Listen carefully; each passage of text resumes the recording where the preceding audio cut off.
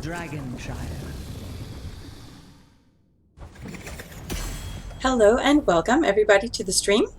I apologize being a few minutes late. I am we are currently in the draft for Dragonshire. Let me switch to that.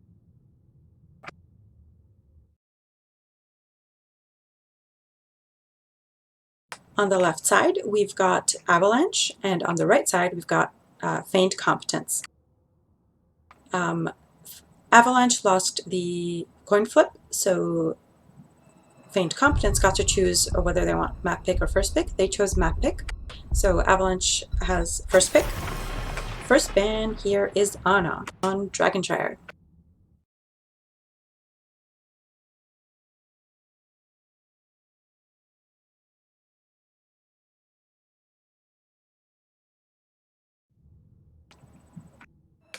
Looking for the next ban from Feigned Competence here.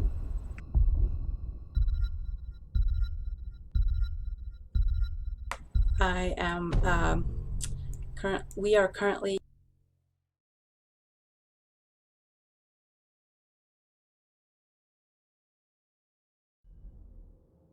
all right. We get a Johanna ban. That's fairly typical. If you don't have first pick, Johanna is pretty strong tank.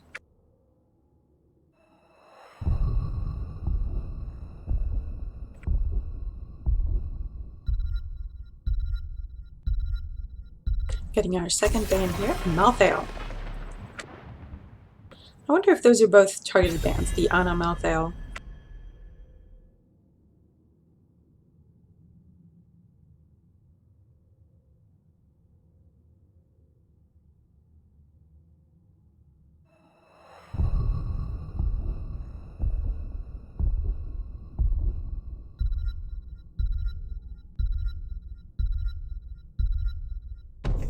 Second ban from Feigned Competence is Li Ming, also a strong hero. No Zool bans for. Here we go. We get a Greymane from Avalanche. First pick.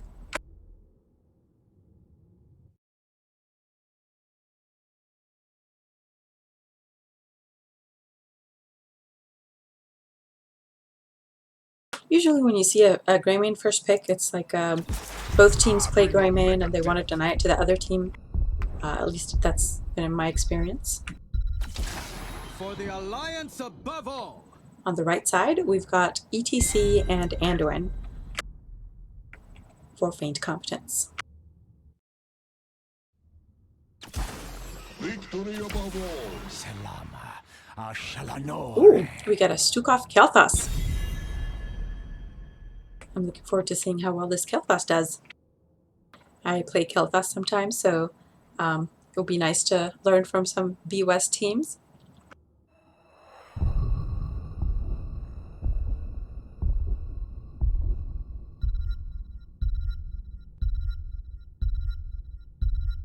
Third ban here is going to be Garrosh.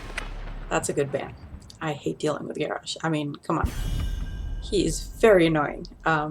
So that's good for them that they banned Garrosh. We get a Chromie ban. Choking out the mages. Will we see an Orphea? I sort of hope so. She's pretty strong these days, and I'm not sure everybody's really figured out how to deal with her. We got a Hanzo. With honor, redemption. Hello and welcome everybody on stream. I apologize we started a few minutes late. And we get a Leoric from Feigned Competence. Now the last two picks for Avalanche coming in. Got to round out their team with probably a tank and a bruiser. If they're being predictable, that is.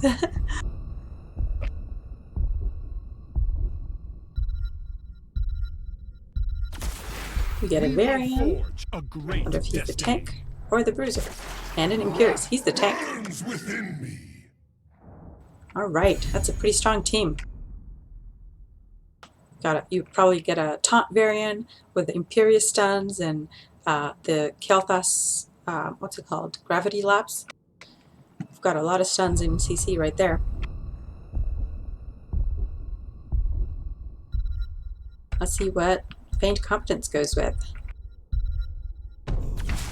Jaina! Vanquish the weak.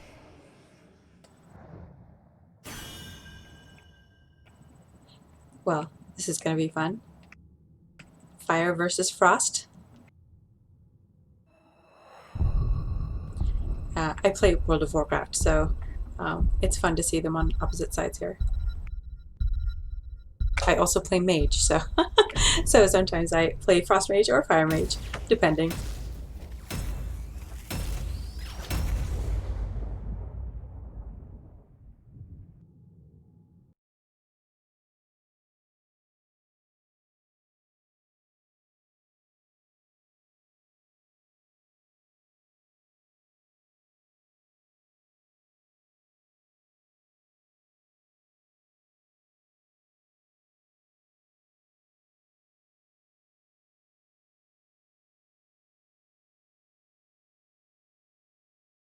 Stukov tank incoming, says Crush. Well, we'll see. Heroes, prepare for combat. All right, let me tell you a little bit about these teams. Introduce the teams. We've got, is that Like Men or Ilk? I Like Men. Oh, that's I Like Men. Okay, I Like Men on Imperius. Dragon Fury on Greymane. Skeptic on Kel'Thas. Cash and Ashes on Stukov. 10 seconds. And Aeronor on Varian. 5, 4. That is Team Avalanche. On the right side, we've got Captain Squiddy on, I believe that's Jaina. Nope, he's on the Anduin. We've got Hyperbole on ETC. We've got Beaver Hunter on the Leoric. We've got Chef Steve on the Jaina. And Totem Cult on Hanzo. Oh goodness! Captain Ashes goes in, takes a ton of damage to begin with, and he manages to make it back out. Red team being the aggressors here. See Leoric trying to finish off that wave.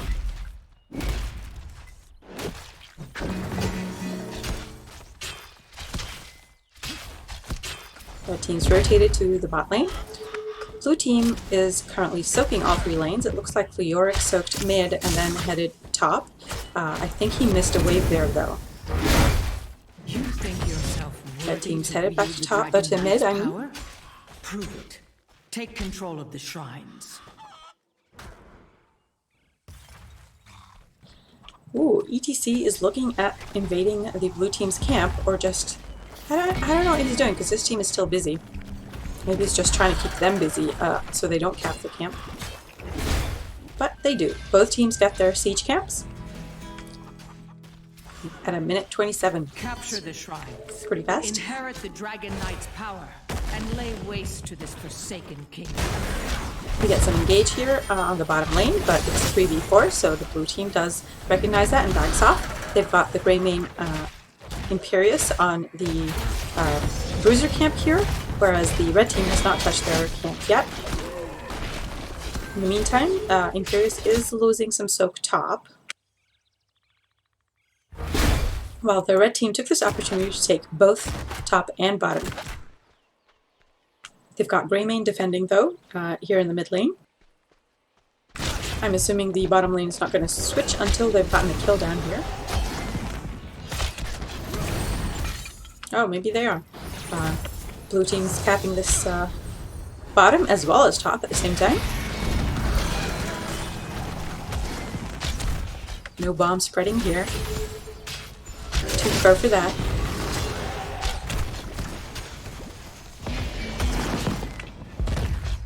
Alright, the action is mostly down here. Let's take a look at what Imperius is doing to Leoric over here. It looks like Imperius is getting a bunch of damage in onto that hero.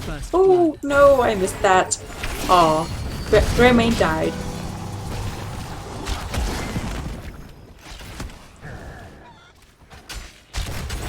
Looks like the red team will take that opportunity to take this camp bottom. I think the blue team could do something here, I'm not sure, but it looks like they decide not to. As long as the red team is not really cutting the objective, I guess they can deal with a camp, not a problem. Red team coming in top. Imperius isn't having it though. But Imperius is very low on mana, so I imagine he needs to leave. Because he's getting crushed here by the Leoric. Mid lane we had Greymane defending. He takes a look and sees ETC coming and decides to stay in mid lane to defend. This team now has the opportunity to pick this up if the red team does not get it first. Yeah, nice. Good job by the blue team, picking both top and bottom at the same time. Now the red team's the one that has to be careful. In the top lane, we get an Imperius backing off, so Leoric is going to be able to secure this. Red team's also grabbing bottom. It's very interesting. Usually in most of these games, it's like one team gets top and one team gets bottom, and then they, you know, switch. But in this one, it's like one team gets both, then the other team gets both. Alright, still have Greymane defending mid. Imperius checking to see if Leoric's there. He's not, so he goes in. Blue team again going for mid bottom. Out comes the taunt from Varian onto the ETC, but ETC manages to get out. 4 man in the bottom lane for the red team.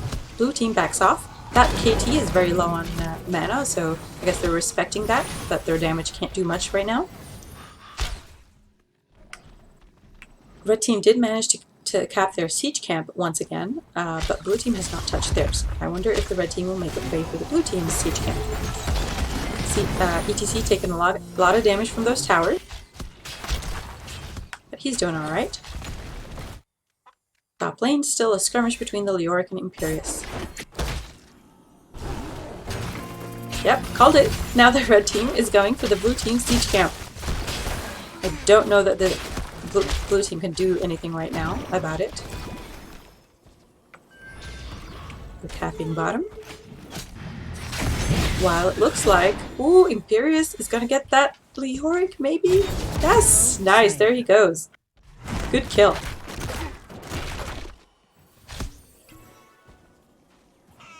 Blue team is now down 10, so they have to be careful here. They really need some soak without engaging in team fights. Red team is sort of bullying them a bit in the bottom lane because of that, while Greymane stays mid lane.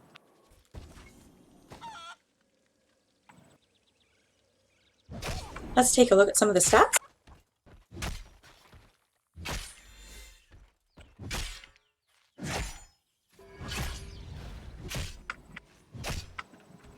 Ooh, looks like the red team is now ready to go for this again. The blue team has finally gotten their heroics, so they're in good position. They're in a good position. Imperius caps top to relieve this Greymane from having to interrupt here.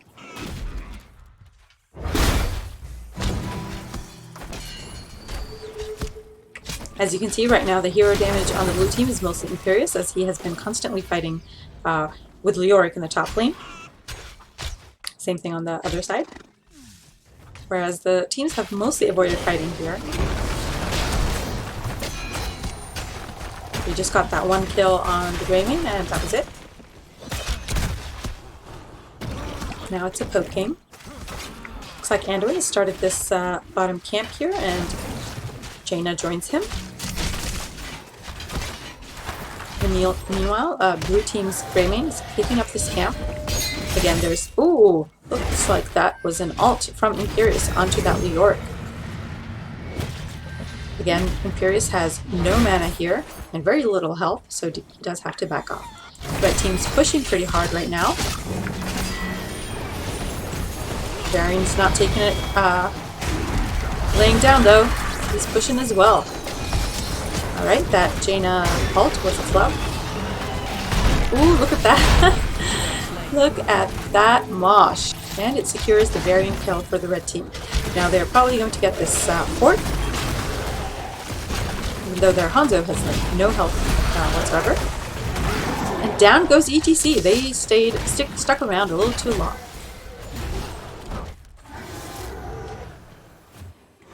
The fort survived, just barely. Leoric's capping top.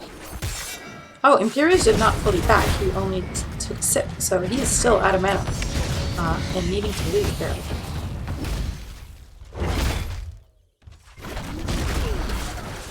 Looks like KT's putting in some damage on that Hanzo. Let's take a look at their builds. KT's already at 12 globes. Well, I wouldn't say already. I guess we are 9 minutes in, so maybe you should be a little higher than that.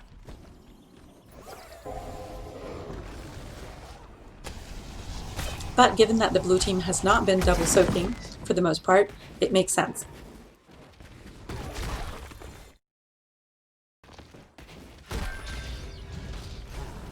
Got Imperius cap in top. Now he's full health, full mana. Leoric is the same, but he's in mid lane.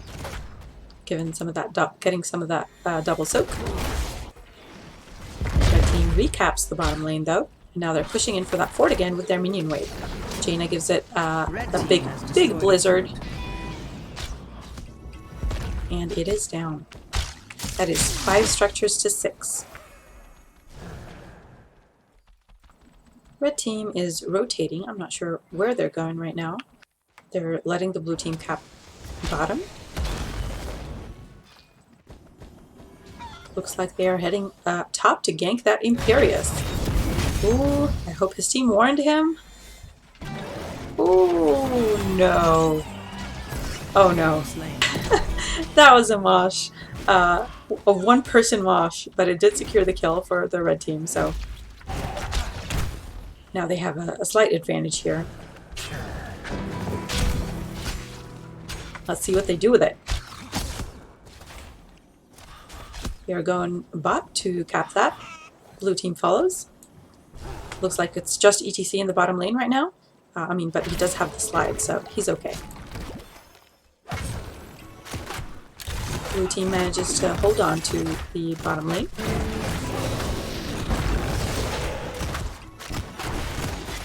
The red team takes this opportunity to take their bruiser camp. Imperius is heading back top. I guess he has to be careful now of that gank.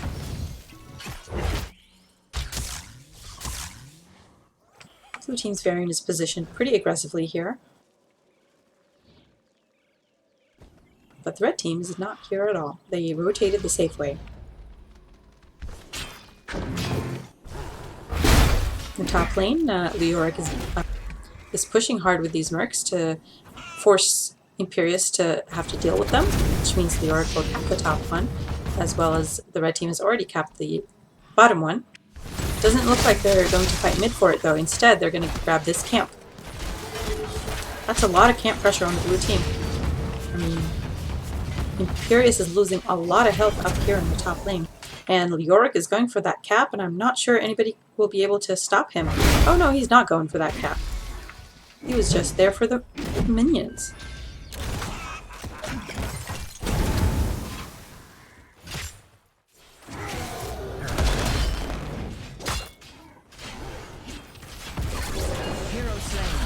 Wow, red team dives under the tower to get that Greymane kill. Almost loses ETC for it.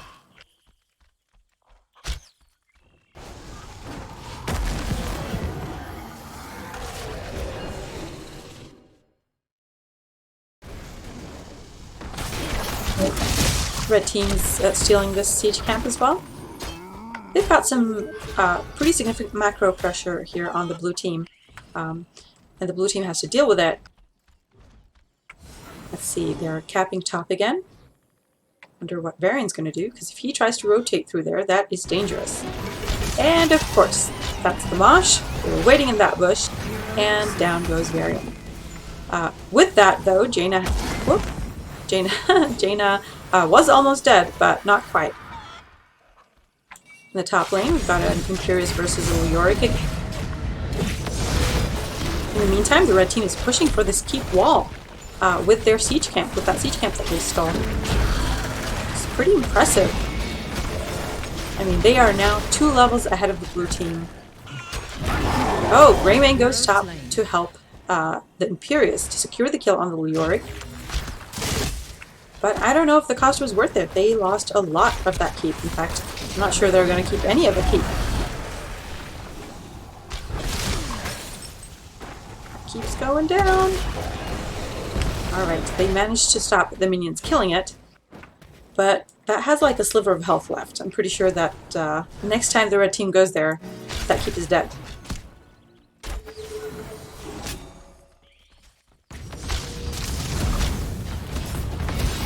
Got ETC in deep. Jaina's freeze comes out, but it doesn't secure anybody. Nobody gets rooted. Jaina gets taunted and blown up really fast. ETC as well. Greymane with the follow-up on that damage. Doing a great job here. Trying to come back. Got an opportunity. I think they're going for the Dragon Knight right now. If Imperius can keep that Leoric from switching to Pillar. And yes, he did. Greymane in the Dragon Knight. Good turn for the blue team, because if the red team had picked that up, that would definitely be a dead bottom keep. They're pushing mid here all together, except for Imperius, who's still top. Blue team has destroyed a fort. They got the mid fort here. Seem to be backing off, likely going bottom. In this lane, people mostly don't worry too much about the top lane because of the Bridge of Death. Nobody really wants to be stuck on that bridge. It's such a small, tight space, it's easy to kill an enemy team on it. Dragon Knight's still going. Taking a lot of damage though. Kicks away the ETC, and now they back off. Oh, but the Leoric in Tomb catches Greymane, who's taking a lot of damage from that keep, and I'm not sure why he's... Oh, damn. Wow. Oh, that was rough. How unfortunate for the blue team. That Mosh is coming. Yep, there we go. Down goes Kel'Thas following the Greymane. We get a taunt on the Jaina, but she has her ice block up. So, wonder if she'll go down before Varian does. I don't think this was worth it. Yep, she does not die. And now we've got 2 vulnerable people against 3 in the bottom lane here. Ash and Ashes. Trying to survive, but I don't think he will. There goes Stukov. Unfortunate. The red team will definitely get this keep now. They might get more, even. I mean, we are 16 minutes into the game, and the death timers are almost a minute long. Red team has destroyed a fort. But they back out. They're likely going to steal this camp right here. The map looks a little lopsided right now, since the blue team has like no structures at all in the bottom lane.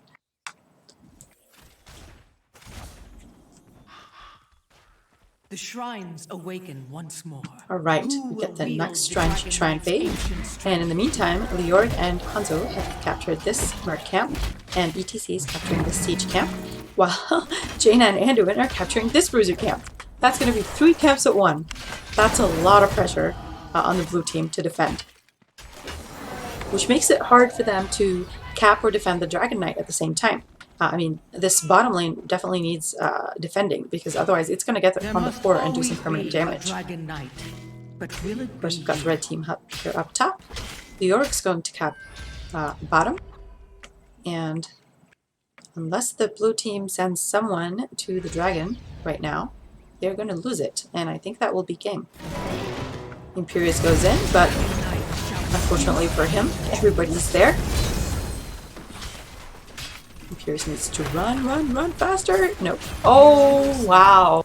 That was impressive. I mean, I thought he might make it, but nope. Looks like the Dragon Knight has decided not to go bottom lane to try to end, but instead to go through mid. Alright, maybe they just took the fort and they changed their minds. Dragon Knight still pretty healthy.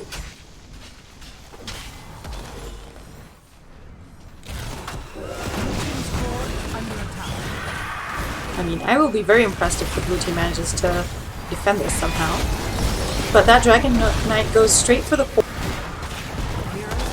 avoiding damage from that keep. Jaina dies though. Ooh! That Mosh interrupt.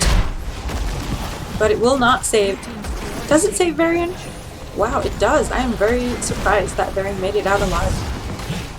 You better be careful. Blue team going for that core. It's 4v3. And by 4 I mean Dragon Knight is like, well, I guess he's more like 3 than 1. Alright, GG. First game goes to Feigned Competence. Let's update the scores here.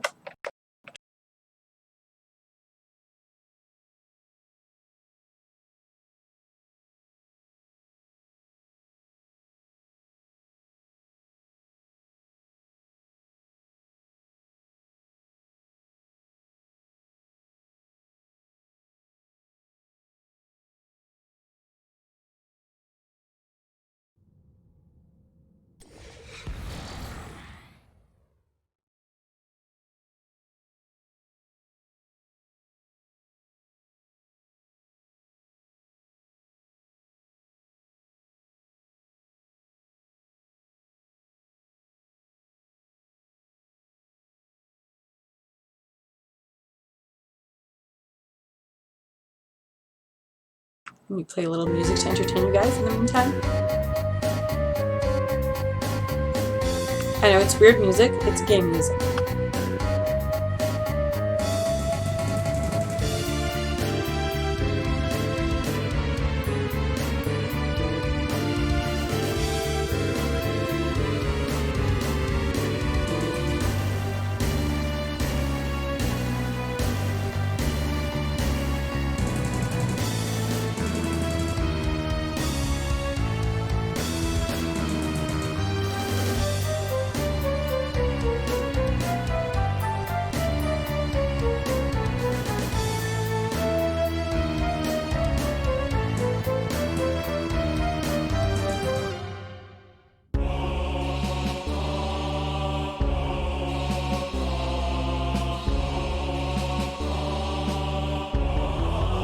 Music's a little weird. Okay.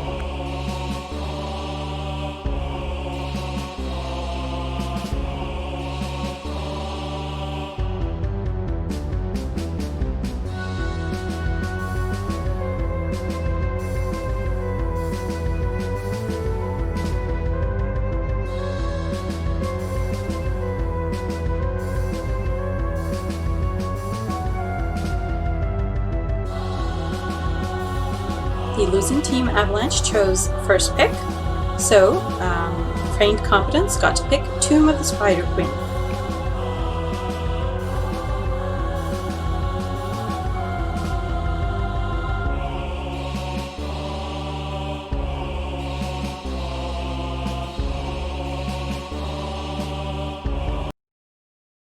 So we are waiting here for the lobby. In the meantime, let me tell you a little bit about these teams.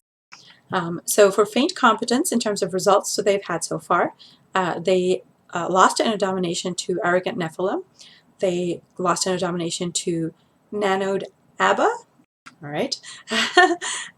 They dominated Zombie Eradication Squad, who withdrew. So I guess it's not really a domination, it was withdrawn. They got dominated by Caffeinated Knights. They lost 1-2 against Roll 1 Esports. They were dominated by Phoenix Rising Onyx. And they were dominated by Die Gaming. That's a lot of getting dominated, so it's really good that they won their first game here. Let's see what happens. All right, next we've got Avalanche. Avalanche was not dominated, 2-1, lost 2-1 against Die Gaming. They dominated Spooky Ghosts. They lost 1-2 against Bronze 6. They won 2-1 against Soak Every Lane. And they dominated Zombie Eradication Squad. Oh, because that, again, that was withdrawn. So that team has withdrawn. Oh, I wonder if that's the team that violated terms where they were using Smurfs. Hi, Steve, and thank you. Thank you for liking Weird.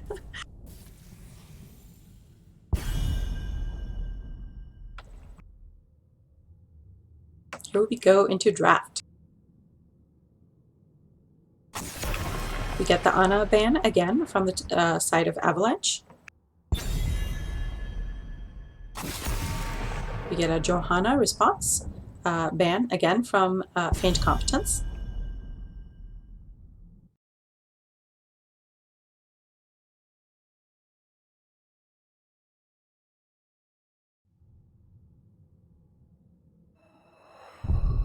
Got a second ban coming. Every time I Alt-Tab, it freezes my screen on, what's it called, Streamlabs OBS, so if it's frozen, it's alright. I'm coming back.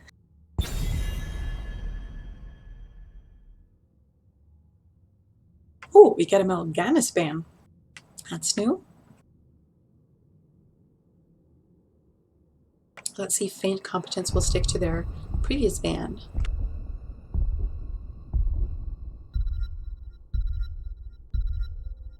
Oh, Nullius is saying that that was in Div E, the people who are banned? Okay. Well, that seems odd. Oh, right. So they wanted to just stop people in Div E. Okay. Alright, we've got a Zul ban again. Not again, actually. It was open last game. We got a Zul ban. And ETC is picked up by Avalanche.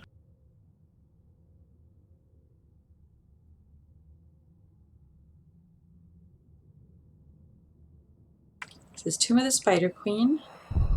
Johanna would be amazing here, which is why she's banned probably. Zul is also great here because he's very strong at clearing lanes and taking camps as well if he needs to. We get a Greymane Malthael. Last game, Malthael was banned and Greymane was taken by Avalanche. This game, it looks like Avalanche gave those up. For the alliance above all. We get a Mephisto and an Anduin. I like that Mephisto skin. I'm really ready to see those epic pulls where they where Anduin saves people's lives, hopefully.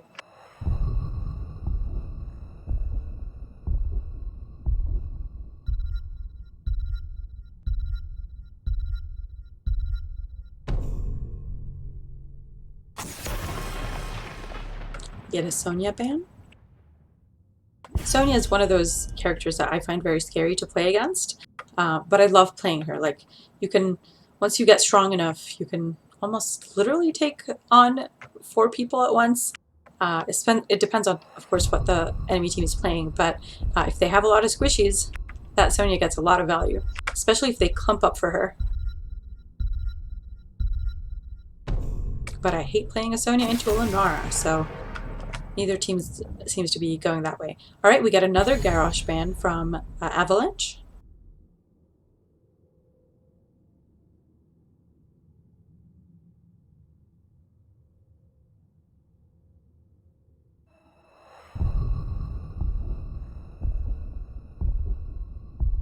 So I wonder what happened to Zombie Eradication Squad then. Does anybody know? Like, they withdrew from both matches against both of these teams. So it begins. We get a Deckard and a noob.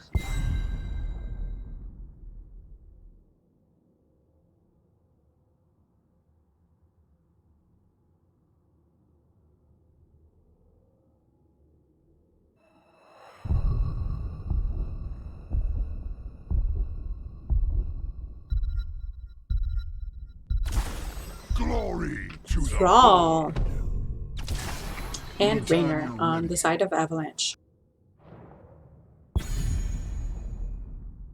Got a pretty well-rounded team here on the left side. Although I'm not so sure about their wave clear. Maybe a little weak. We will see.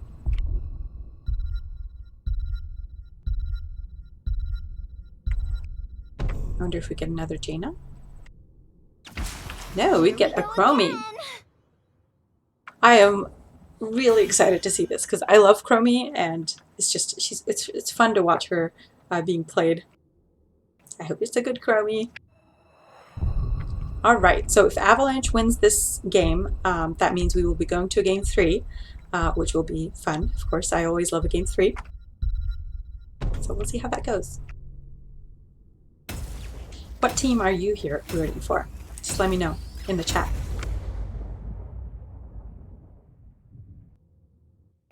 Hi Gnomes, 4D Gnomes.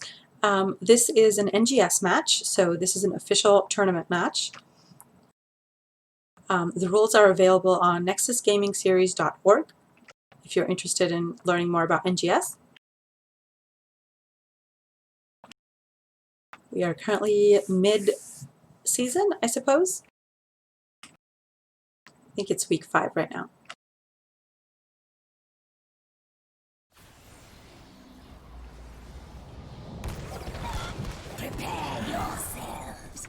All right, on the right side, we've got Chef Steve on Greymane, Hyperbole on Anubarak, Captain Squiddy on Deckard, Totem Cult on Chromie, and Beaver Hunter on Lee Malthael.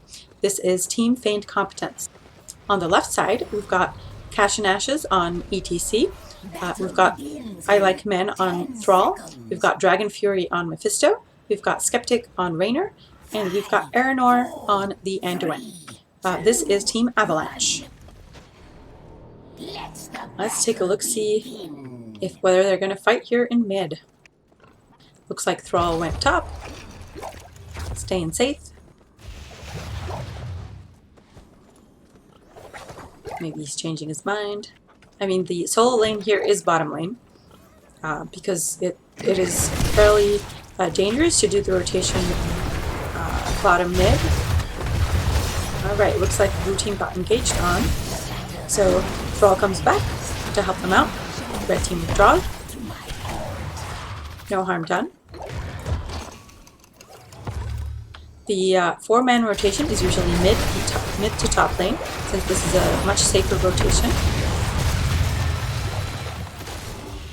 It's like the bottom rotation is like a funnel, so of course avoiding that is important. Right, we've still got blue team a little behind here on player and minions. They are just rotating now to mid lane. Red team is ahead of them on rotations. Ahead of them, rather. We've got Thrall pushing bottom in harder than Beaver's able to kill before it gets to the wall. Slight wall damage here.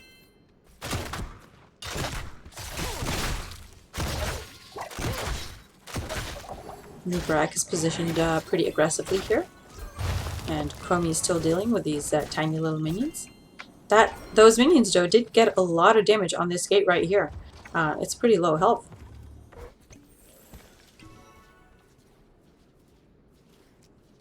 In the meantime, it looks like Greymane is going for that bottom camp, going stealthily. I might add, he went through that corridor. Looks like Thrall is pushing that Malthael as much as he can, getting those gems. Red team, in the meanwhile, is sort of not rotating much anymore. Blue team has sent 3 people to this bruiser camp. I'm not sure that was necessary. Like, I think 2 people would have been sufficient. And instead, we've just got Raynor rotating by himself. And, I mean, Raynor by himself really cannot go up against all these people, so he has to wait for the wave to reach the wall.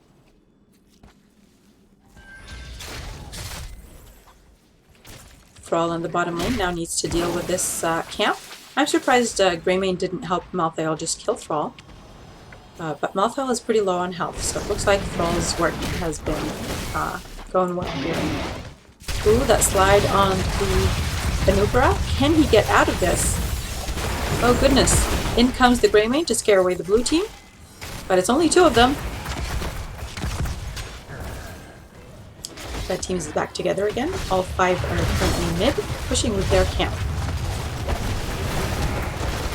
Blue team wants some damage, so in goes Mephisto. Takes a ton of damage though.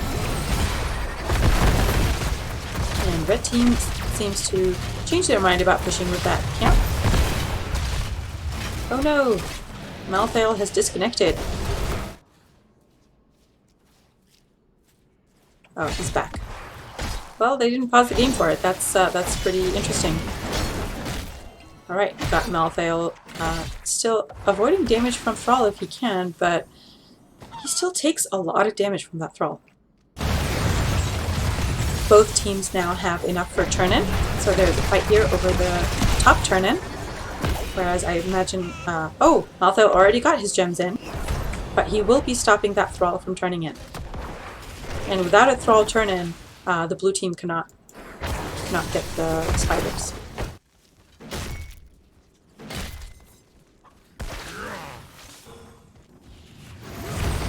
Looks like Anubrak decides to stop trying. I mean, he alone has enough, so he just needs to turn in.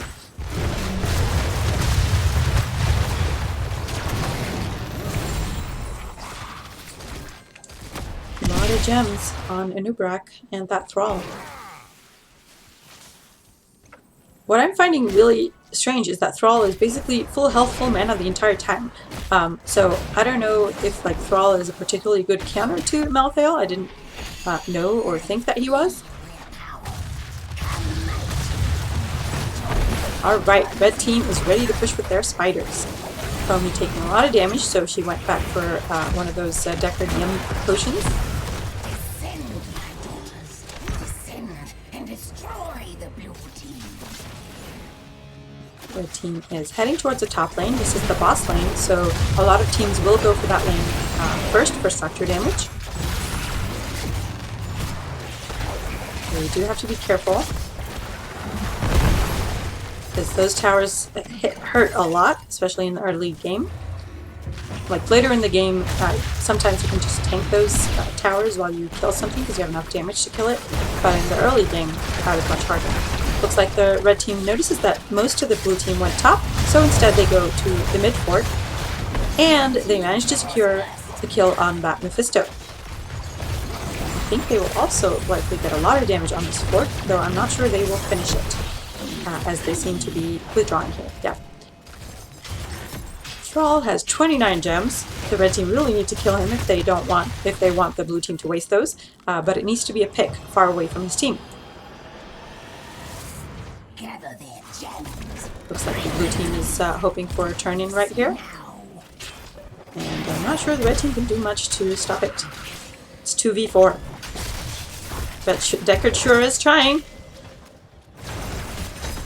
Oh goodness, Malthael goes in and takes a ton of damage. I will be surprised if he survives. Wow, he survived that. That is impressive. Now, Thrall is cocooned sorry, not Penguin. Anubrak has taken a lot of damage, but he doesn't care. He goes back in.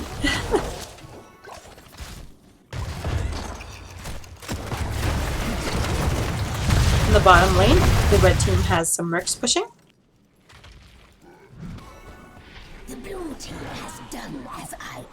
But while this was all happening, Thrall, I think it was Thrall who managed to get a turn in. Snuck some in. Oh no! 32 gems! Do not die, Thrall! Goodness, that was scary.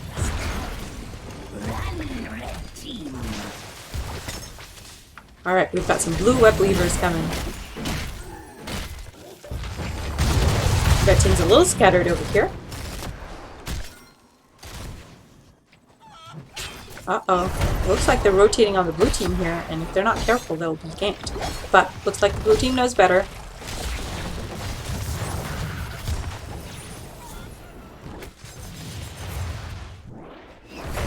In the top lane here, we've got a lot of damage coming down on that wall, but Malthael makes quick work of that spider.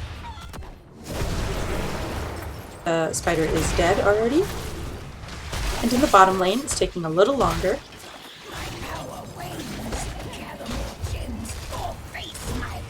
Well, both teams are sort of standing around right now, not engaging. They're both on equal talent tiers. I guess they are waiting for picks. My altar awaits the gems. Bring them. Bring me their power. Alright. Got a fight coming. Ooh, we get that root on Nubrax. ETC slides in. That is one dead one dead bug. Alright. Red team withdraws. Blue team got their kill. They almost have enough for a turn in again. So it looks like Thrall is taking this opportunity to get rid of his 38 gems. And oh my god, will he manages to get it in before that Chromie hits him. Good for them. Alright, the blue team do have enough right now, as do the red team, but the red team is down a person, so it would be more dangerous for them to attempt to turn in. Looks like Raynor's got it, and the second wave of blue web weavers is coming down soon. Wonder whether the blue team will get more value with this one, because I don't think they got much with the first set. Oh, ETC gets ulted by Chromie. Not sure that's really super useful. Looks like the blue team's going in to fight under that. Get an ETC mosh followed by a Nubrak cocooning him. That Deckard is very low, as is that Malthael. Likely going to be dead. Yep. Down go Chromie and Malthael. Of course, on the blue side, Thrall did die, so they're not a full 5-man team right now. But they still have their damage up, so they should be fine. Looks like they are going for this top fort, as expected.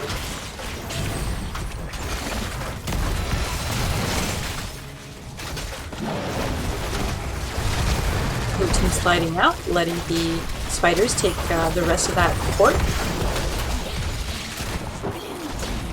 Oh, and they don't. They leave it with a sliver of health. That's very interesting.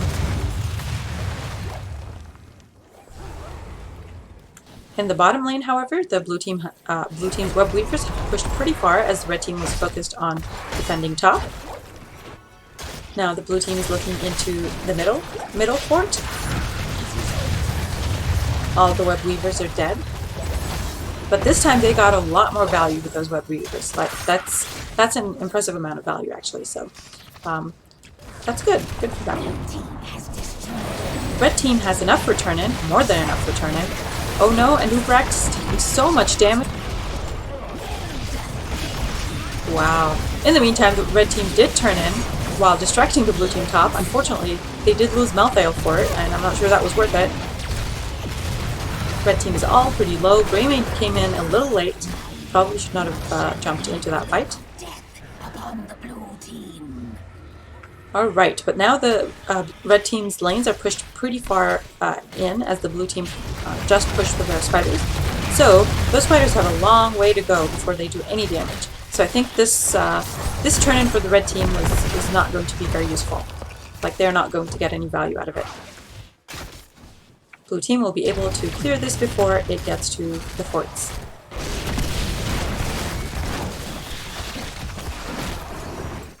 Alright. Bottom lane ones are likely going to die soon.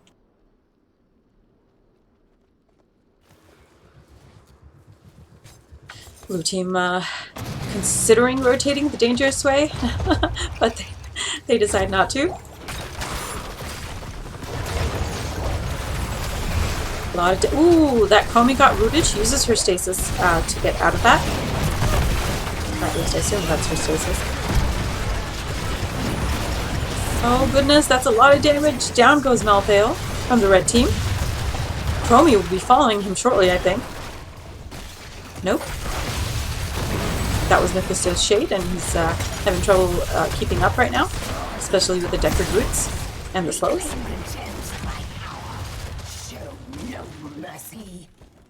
Alright, blue team is probably going to take this camp pretty much for free because the red team has to withdraw here.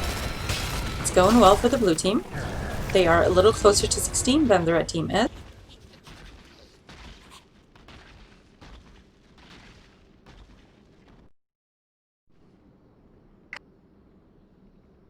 Taking a look at those talents.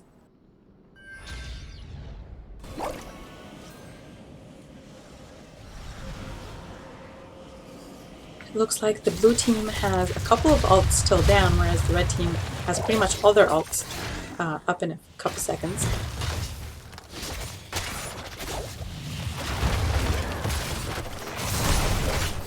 So an engage might not be the best idea here for the blue team. ETC gets cocooned after Anduin puts that ult on him. What's it called? It's Anduin. Light bomb, yeah, that's the one. Light bomb, the one that stuns people around him. Alright, blue team is turning in their 46 gems. In the meantime, it looks like the red team just needs 2 more gems to be able to turn in for new web weavers. We managed to get that 8 in. Looks like they're fighting again here in the middle. That Chromie ult was mistimed.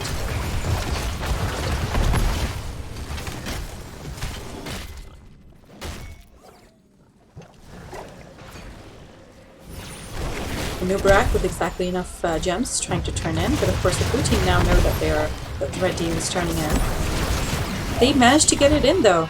Ooh, out comes that Deckard stay a while and listen, but no damage taken from the blue team from it. The red team withdraws. They've gotten their web weavers, and they're okay with that. It's a very close game. Both teams are on pretty much equal footing, especially with with structures. I mean, this structure just needs a sneeze and it will die. So they're pretty much equal here. So I don't really know who's going to win this one. It will depend on those late game fights. Oh no!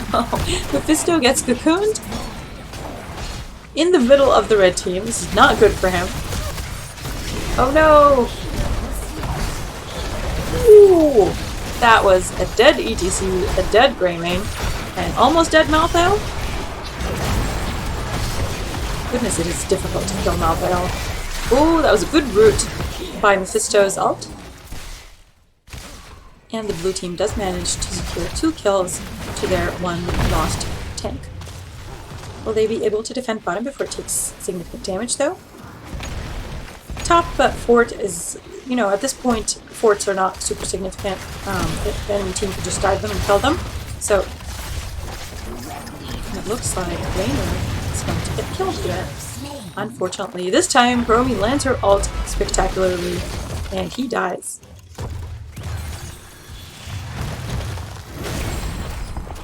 I'm not sure what the purpose of that freeze was, if they were not going to kill that thrall.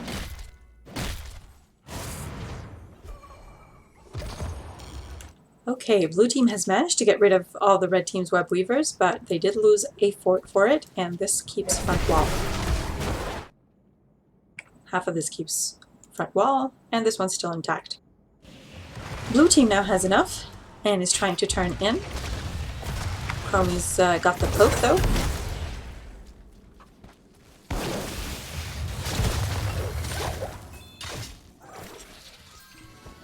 Red team's dominating this mid lane, trying to keep an eye on both of these turn-in points.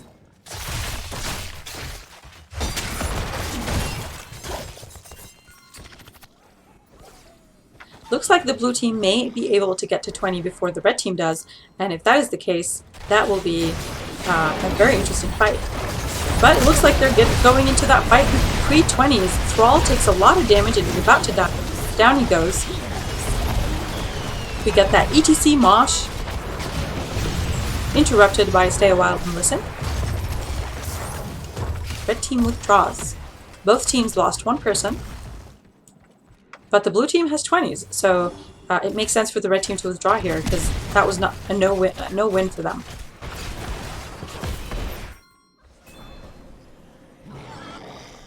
The red team's lanes are pushed pretty far out, so they are sitting comfortable right now.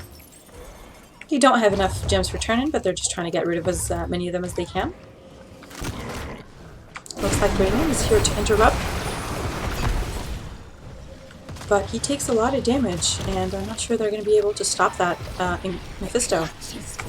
Nope, they do not. Now, the blue team's web weavers will start fairly out, like on the top lane, they're like way over here. Same thing for the bottom lane. but the blue team's pushing for mid since that's where web weavers will be most forward. They also have the remnants of their bruiser camp pushing mid.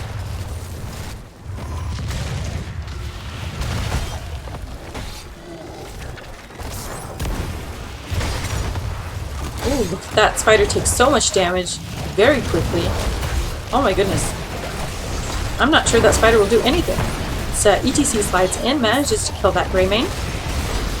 We've got a cocoon, however, on their damage. Down goes ETC, followed by Anubarak.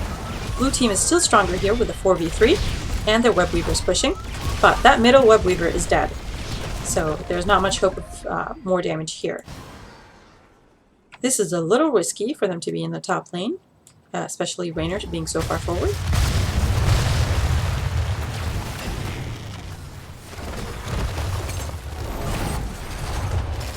Yes, he manages to avoid that route. Oh my goodness, but takes a ton of damage. And the blue team is like, we're out of here. Forget about it. In the meantime, in the bottom lane, they kept the... They did keep the... Sorry. What were they called? Avalanche managed to keep the top team, the other team, busy in the top lane, so that the spiders in the bottom lane actually got that entire wall for free. In the meantime, the blue team have set up here with the boss, and they're going to cap it really quickly. In the meantime, it looks like Chromie is attempting to take this camp, but it just keeps healing back up because she needs someone to tank it. Red team's got it.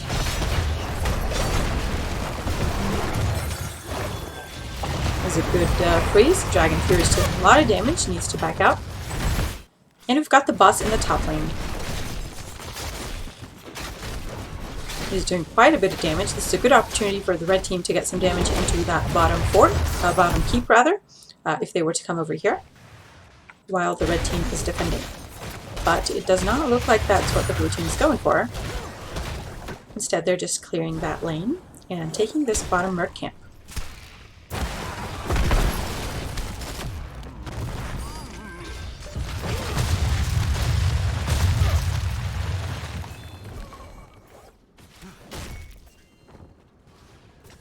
Blue team is wary of getting flanked here, which is a strong possibility. Anduin's root misses. Looks like the blue team is getting out of here. Not much to be gained right now. They're turning in their 46 gems. Try to get those off their hands. Now they just need 19 more. The red team does not have enough for turn-in. Ooh, ETC gets Cocoon, and in dives that Anubarak. And they just blew up that Raynor before ETC could do anything. But down goes Malthael, and up comes that Mosh. That is a scary Mosh, and it will kill. Ooh, it will kill Anubarak and Greymane. Blue team got the better end of that bargain.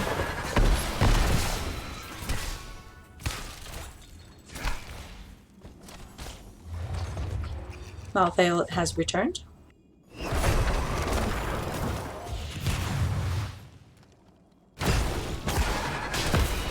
Blue team is not doing very much with their advantage here.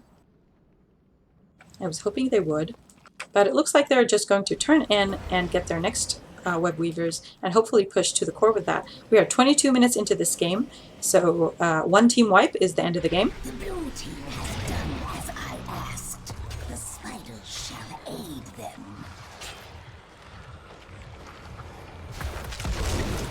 In the meantime, they started this bruiser camp before the web weavers came down so that they can have that pushing with them as well.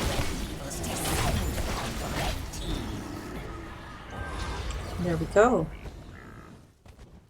That is going to be one strong push from the blue team. Most lanes are pushed further towards the red team side.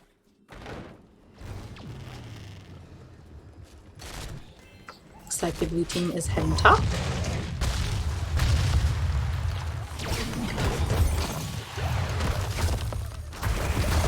Most of the ults are up from both teams except for Mosh. 20 more seconds on Mosh, but that spider is getting melted. So blue team needs to leave here, unless they wait for the red team to go deal with something else, and then they push this keep in, which looks like that's what they're going to do. Yeah, that's what they're going to do. See, this late in the game, they can't tank it. They can't tank that keep, but of course they're distracting the red team up here, and in the bottom lane, the red team has completely lost that keep. They're also almost about to lose this one. Out comes the Mosh. Cocoon stops it. That was a double ult to stop the Mosh, but hey, as long as the Mosh ended. Uh-oh, we've got a Greymane and a Chromie down. Most of their damage is down, and it looks like Malthael is about to join them. Oh no, Malthael is dead. This is it. GG. Well done by Avalanche. So we are going to a third game. Woohoo! It's exciting.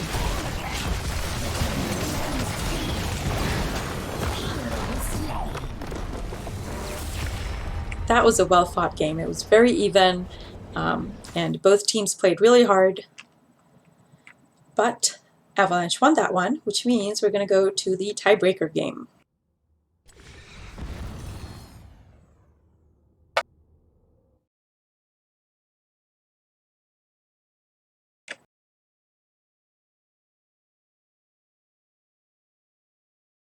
Alright, some more weird music while we wait.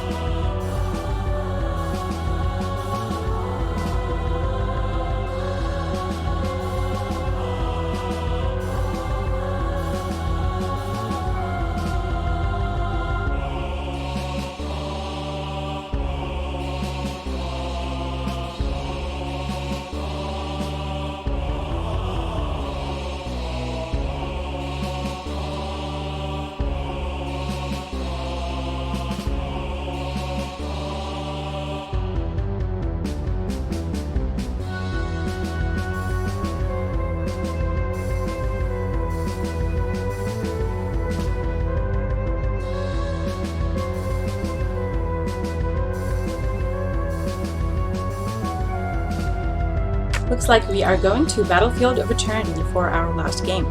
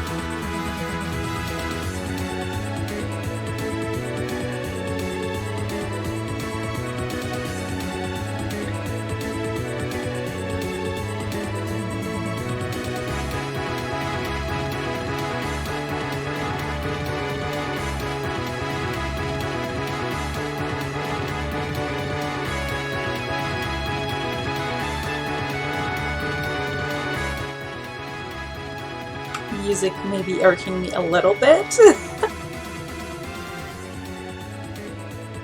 Alright, here we go on Battlefield of Eternity. Battlefield of Eternity.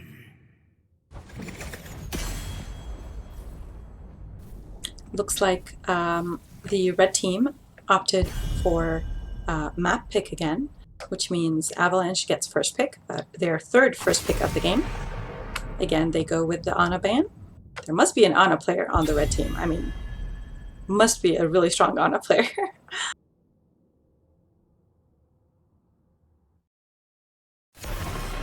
We get a Johanna ban again.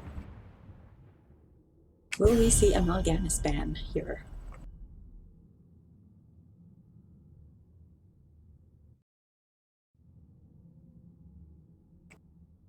If you're just joining us, welcome to the game. We have Team Avalanche on the left and Feigned Competence on the right. We are going into Game 3, so it's down to the wire. This is the tiebreaker. We get an ETC ban. Interesting. You just don't want to deal with that much, I guess, on this map, because it's a lot of tight spaces, a lot of clumping. I was expecting the Li Ming ban, since somebody did ban that in the first game. Li Ming can be very powerful here. I think this is her best map. There it is! Li Ming banned.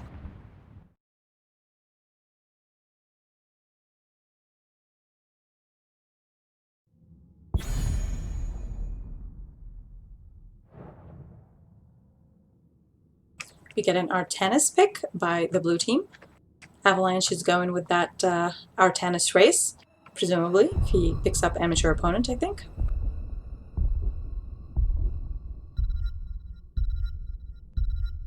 With every death, We get a Raynor and Hanzo pick here. Both of those are strong heroes on the on Battlefield of Eternity for those immortals. I'm wondering if we see a Vala in response. Or perhaps a Lily for the blinds. Nope, we see Mephisto again.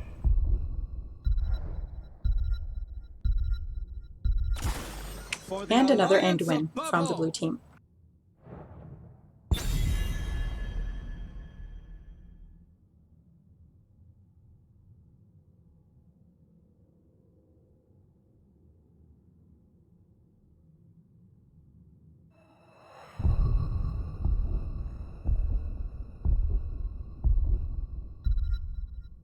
My cat decided to use my leg as a, what's it called, scratching post. It was very painful. Poked me. And now he's staring at me.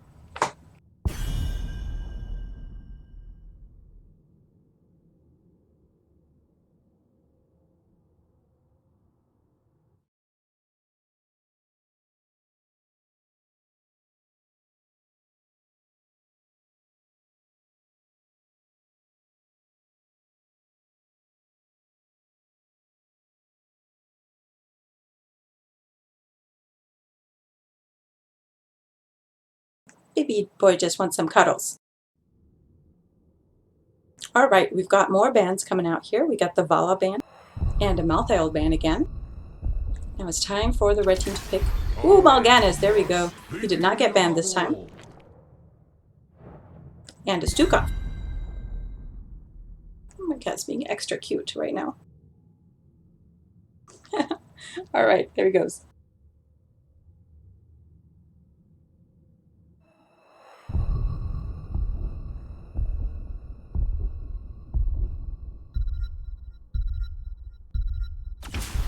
The hunt Ooh, we get a Lunara. Pretty strong character on the race. And a Garrosh. Ooh, this may be painful. What is going to be the last pick? We need an offlaner here for the red team. Is it going to be a Thrall, maybe? Sonya! Oh, I'm always so happy to see a Sonya. She's my baby. She's so cute. Maybe not cute, but she's so strong. And she's awesome. Alright, we're going into game 3.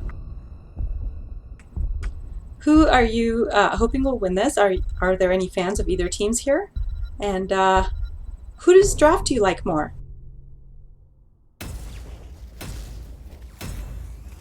My cat's still playing.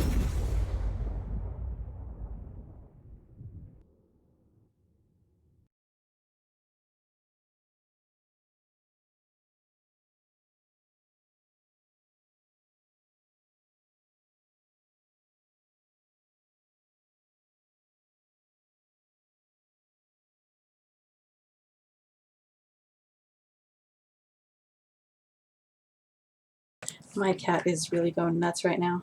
I don't know what he wants. Prepare yourselves for battle, heroes. Alright, let's take a look at the team.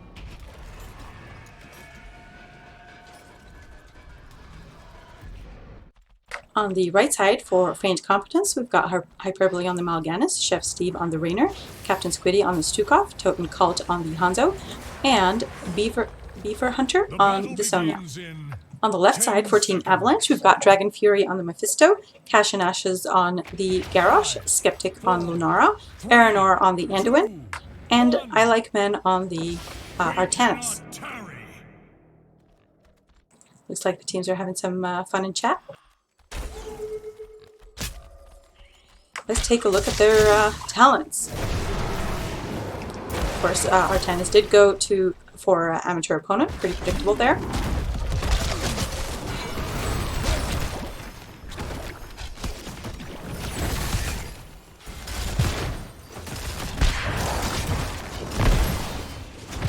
Ooh, a lot of damage on that Lunara. She gets stronger with time, much stronger. Looks like both characters are holding their own up here on top, both Sonya and Artanis. In the meantime, Mephisto puts in some damage on that Hanzo, which gets healed right back up by the Stukov. Ooh, look at that flip on the Raynor. Will he die for it?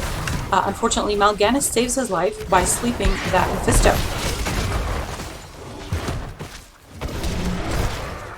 Mephisto is in a pretty good position to finish off that Raynor, but Mal'Ganis did save his life. Good for them.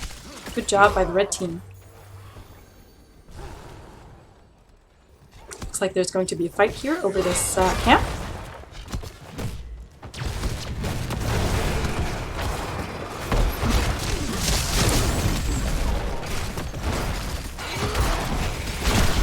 Oh goodness, Garrosh is taking a lot of damage. The blue team's top lane player came to the rescue of his team here, so it looks like they are going to be able to at least secure this camp, if not get any kills.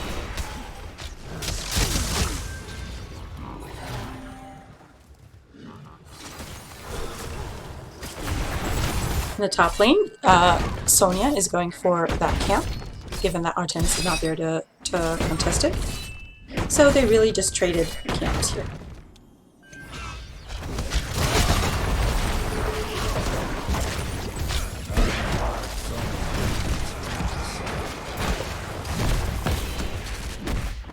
Chroma says that FC wins the race, and poke.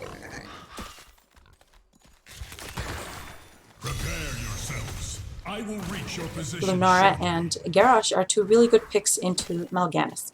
Yeah, I imagine that's true. Lunara is one of those characters that she is very hard to chase.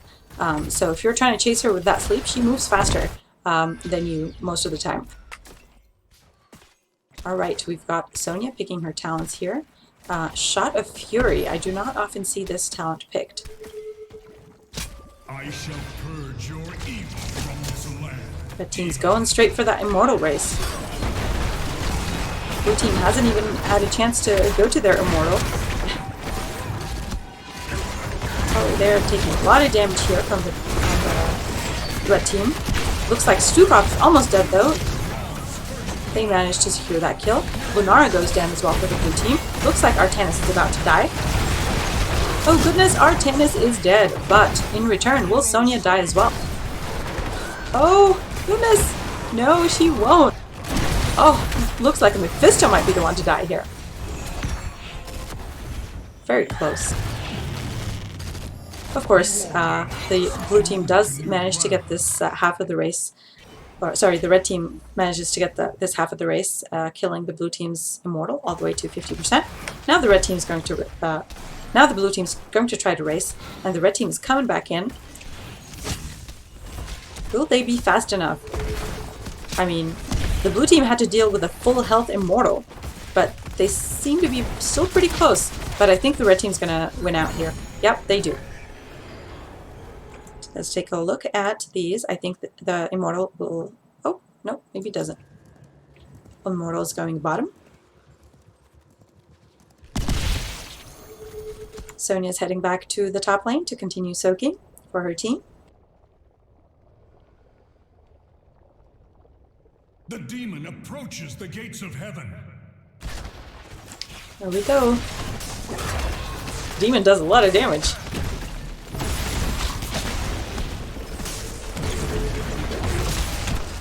The blue team is doing really well taking this immortal down, but they lost just one tower. That is not bad at all. That is a good defense.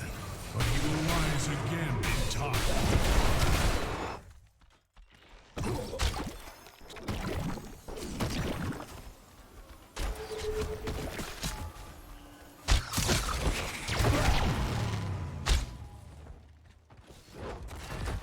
I am a little surprised at the Lunara first level pick. I think that the Wisp vision is just too good to pass up. Especially on such a small map. Like if you put that Wisp somewhere here in the middle, you see everything. Red team goes for that to bottom camp while blue team secures the top one.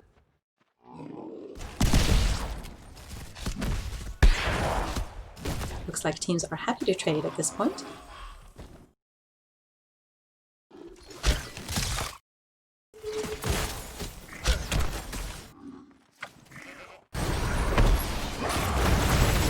Look at those Lunara poisons take out the whole set of three mercs. That was fast.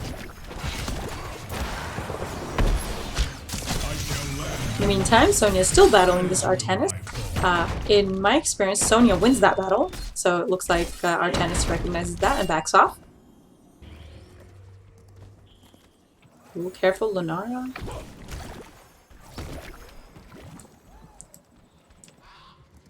Alright, the blue team is now getting in position to do that race, because if they are there, they will win that race.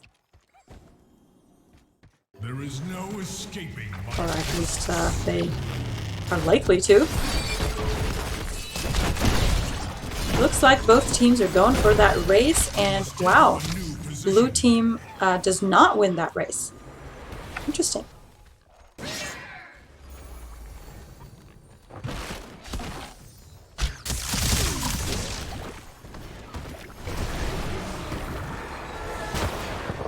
Okay, the red team is going for their camp, since they have plenty of time to defend their immortal.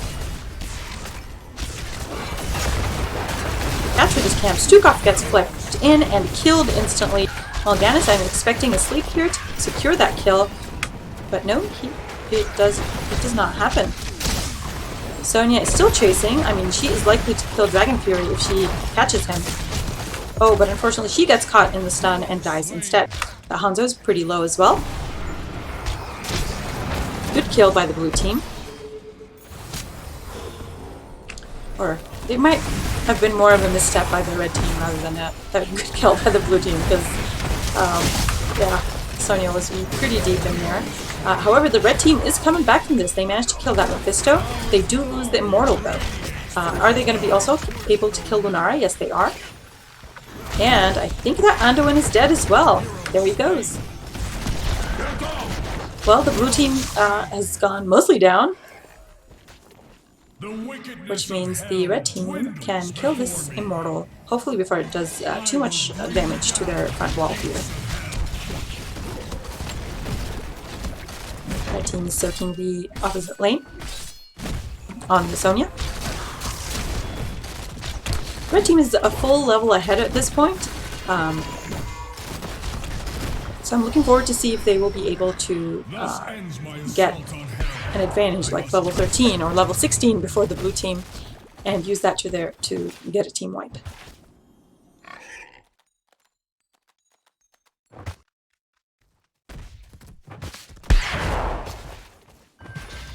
So for our second Immortal, this was not too bad. They lost the front wall, except for this like little gate here. So I would say the red team did not lose too much by losing that dragon. Or not dragon, Immortal. Looks a bit like a dragon.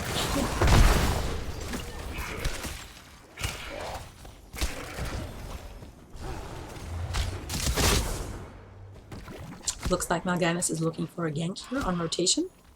If that Lunara comes out a little further, she is in trouble. I have not seen a Lunara go that ult like in forever. That is a very odd ult to take. Oh, that Mal'Ganis puts in quite a bit of damage on the Garrosh, but Garrosh manages to get away. Sonia's going for that bottom camp, it seems, or maybe she was just checking it. Looks like she was just checking it. We've got a fan of Feigned Competence up in the chat here. Welcome. Oh goodness, Garrosh! Oh my gosh! So much damage. The entire blue team is pretty low, except for Anduin. They managed to capture, to get Artanis out of position here, and he goes down. This is this was a 4v5. Unfortunately for that Mal'Ganis, he is pretty screwed. I mean, he's definitely dead. He was flipped into their area, and they don't have a gate opened. Red team is going for that race, getting a lot of damage in on the blue Immortal. It is a 4v4 at this point. Now it should be a 5v4 shortly, but that Garrosh is taking so much damage. Silenced, Stukov silence, and the Mephisto root also doing a lot of damage here. Sonya withdraws. Oh no! Hanzo is dead.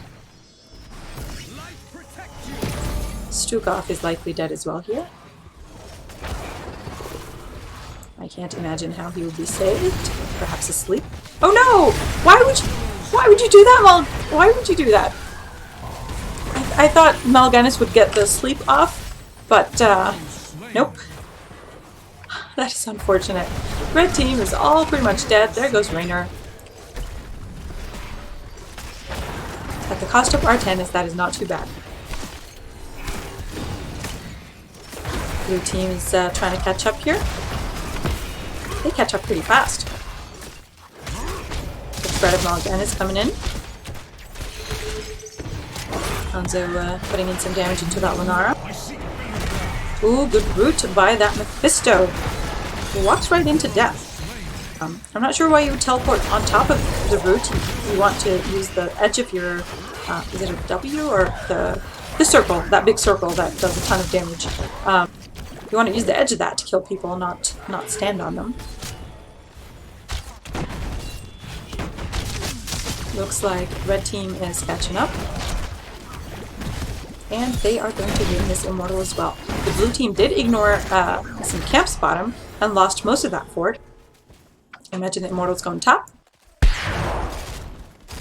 This fort is guaranteed gone. I think this one will go as well in the meantime, if nobody is down here soaking or defending. But the full red team up in top lane. I think they are hoping to get a keep with this.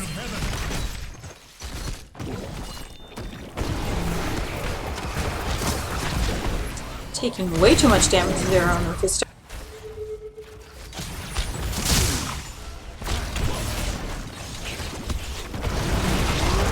Oh, that flip, that Garrosh is making plays.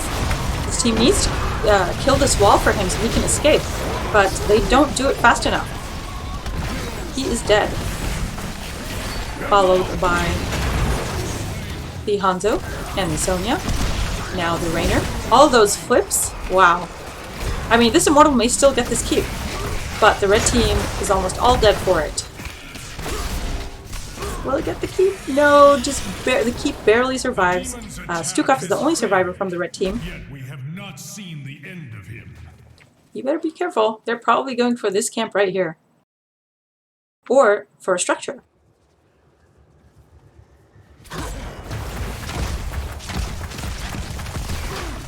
They quickly take this camp, and Stukov is just hanging out here while his team comes back to life. Sonya looks to be going top to deal with that camp.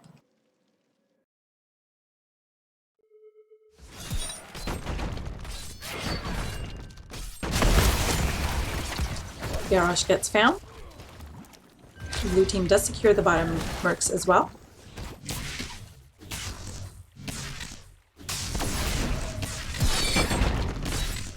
Looks like Sonya's willing to fight that Artanis for this camp.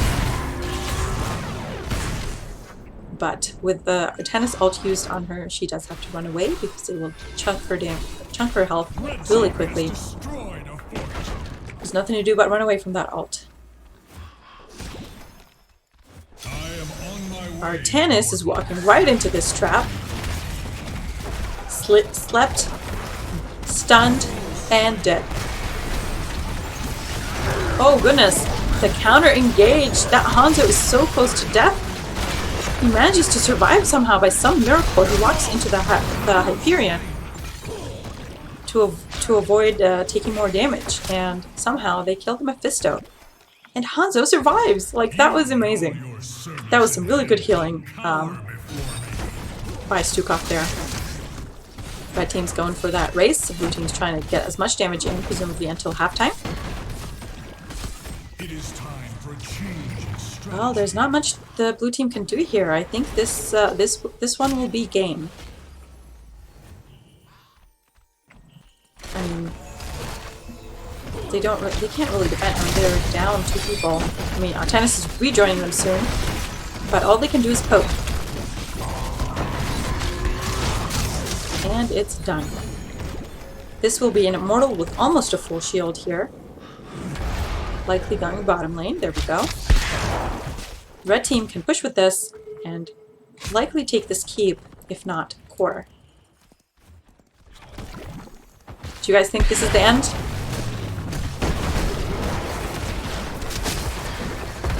The demon moves for the gates of heaven.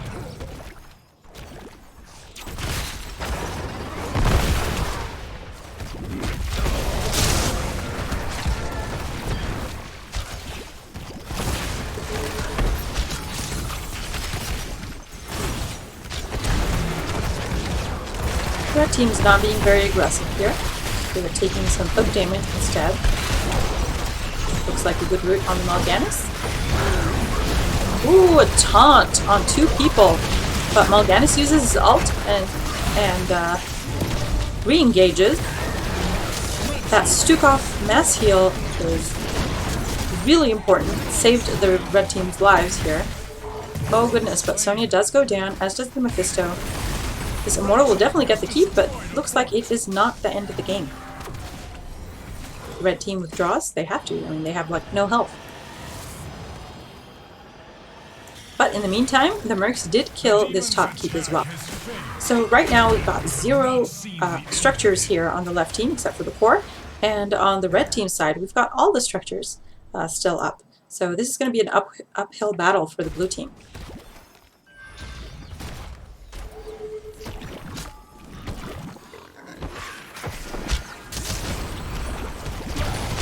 Looks like the red team's looking to engage here. Ooh, good flip by Garrosh, but he dies pretty much instantly. A really great ult from Artanis kills that Stukov into the slow. But Artanis does end up dying. Anduin is dying as well. Lunara may be dying too. And down she goes. I think this is it. Mephisto's in trouble here. Likely to die. Yep, I think this is GG. Well done, Feigned Competence. That was well fought. Especially last game was also really tough for you guys. So, good job, and congratulations on the win. GG, both teams.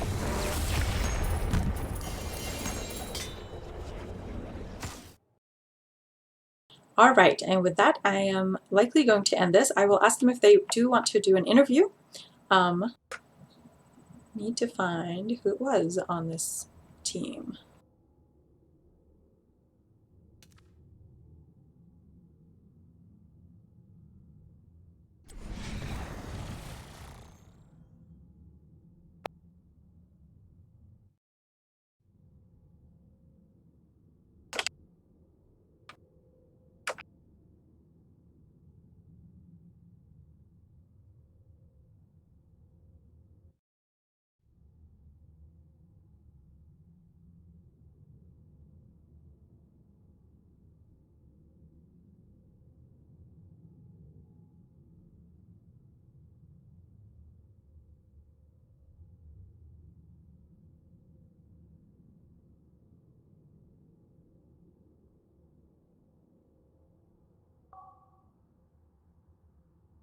All right, it looks like the team has declined an interview.